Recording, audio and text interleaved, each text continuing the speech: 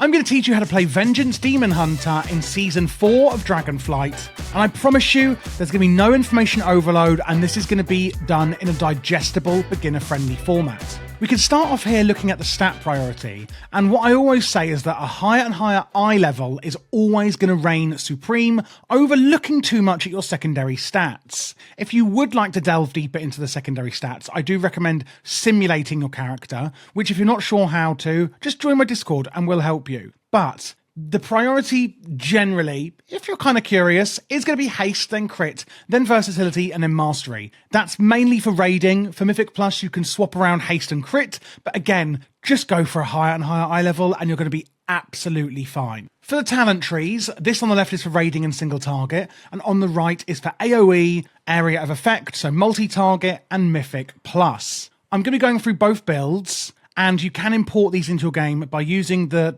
import strings that are in my description. I'm not going to go over every individual talent, again, so as not to overwhelm you, but what I am going to do is take you through all of the core and really important ones that you need to know about to succeed. Speaking of important, of course, what could be more important than our actual cooldowns? Now, we don't actually have many as a Vengeance Demon Hunter, but the ones we do have are incredibly fun. Number one, Metamorphosis. I nearly couldn't say it then. It's going to increase our health and armor? Am I actually okay? It's going to increase our health and armor, and it's also going to enhance some of our other abilities as well. And this is actually going to transform you, or, well, we're going to go for a metamorphosis, just like a lovely butterfly, but a more demonic version, into a demonic version of ourselves. And it's one of the coolest cooldowns I think we have. Sigil of Misery then, a bit more boring. This is a sigil you can place in an area, and anyone that steps in it when you place it is going to be disoriented for a matter of time and therefore be feared.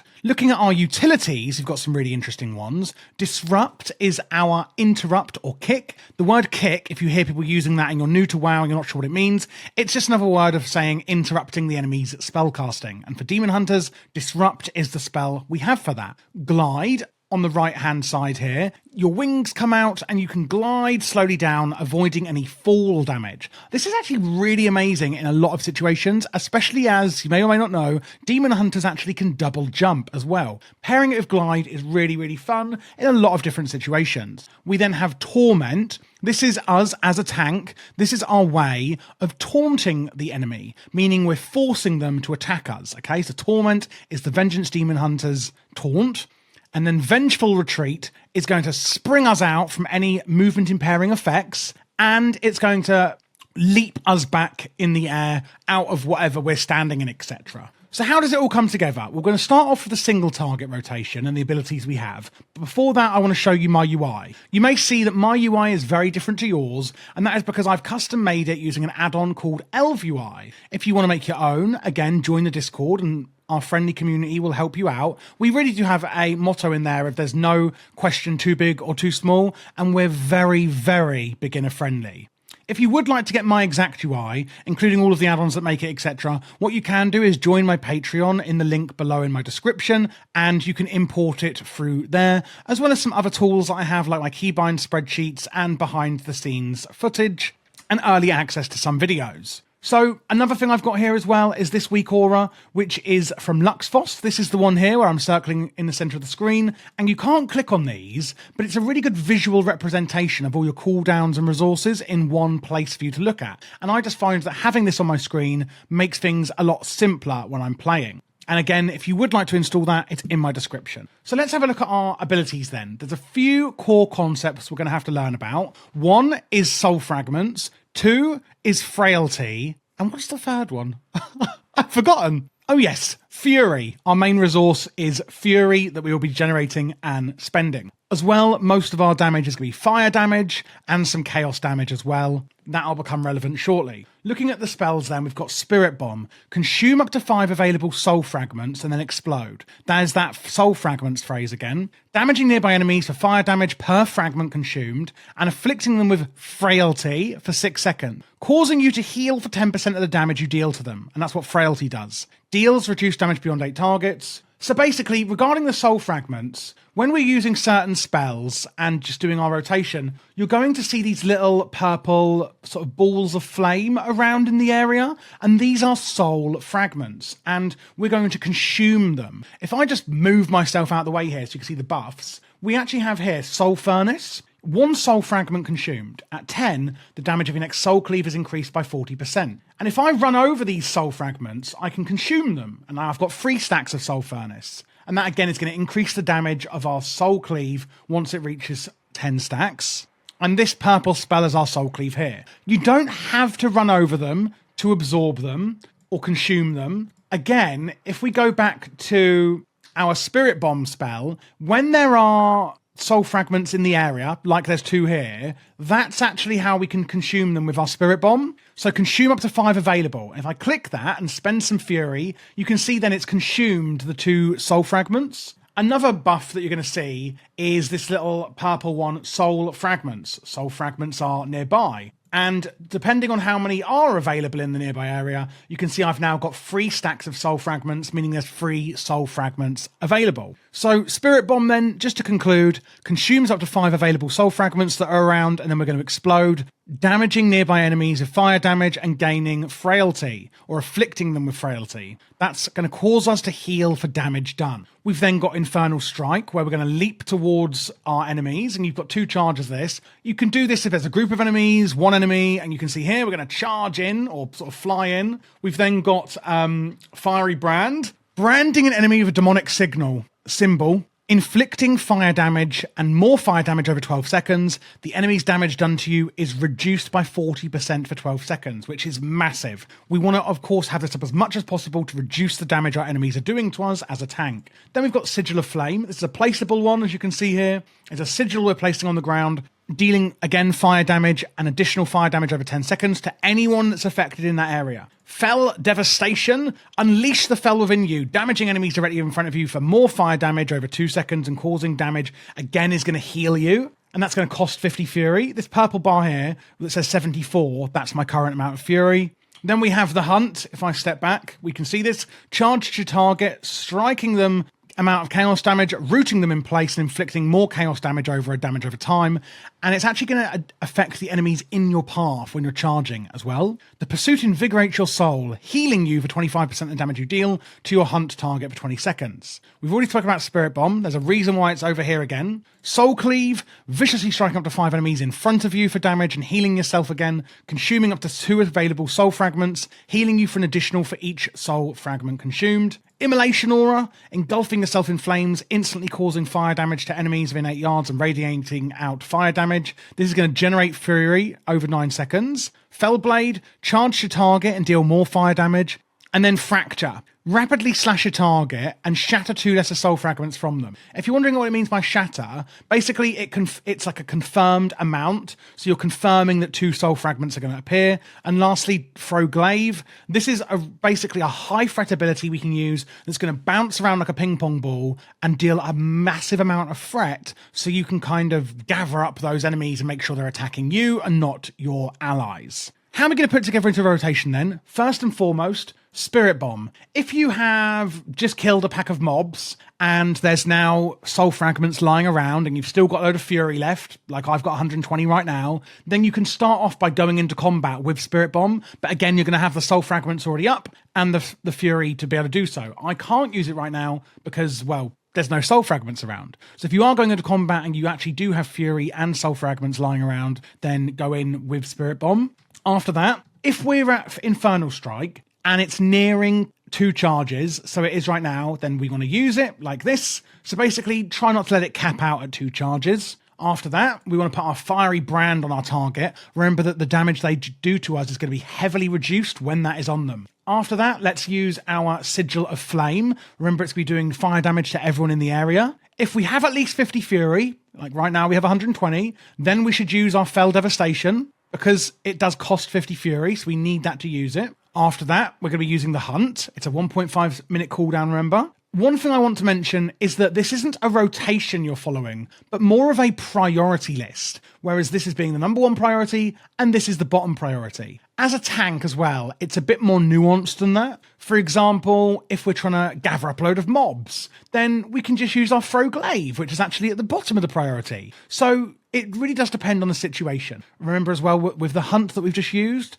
that it's going to heal us for some of that damage done, and we're going to burn a path of chaos damage through our enemy's path. If there's a line of enemies, this could be really useful for that. After that, if Fiery Brand is on your target, which it should be, and we have 5 soul fragments available, then we're going to use Spirit Bomb. We're going to spend any Fury that we've got built up that we don't really need with our Soul Cleave. This is going to cost 30 Fury. After that, it's going to be Immolation Aura. If we're not going to cap on Fury, then we can use our Fell Blade. Remember, look at the tooltip on here. It generates 40 Fury. So you only want to use this at 80 Fury or below. Then we have Fracture. And again, we only want to use this if we won't actually cap on soul fragments.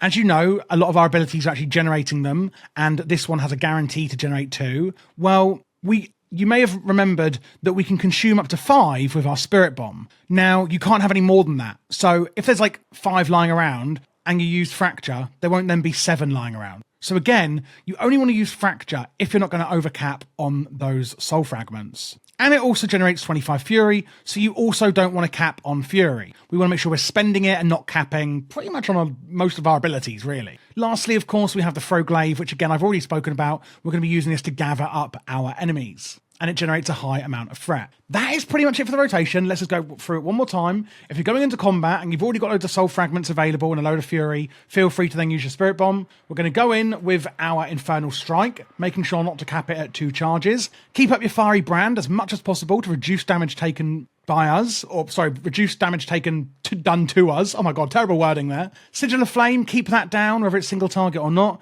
If you can afford it with your 50 Fury, use your Fell Devastation. Use the Hunt. Use your Spirit Bomb if you've got 5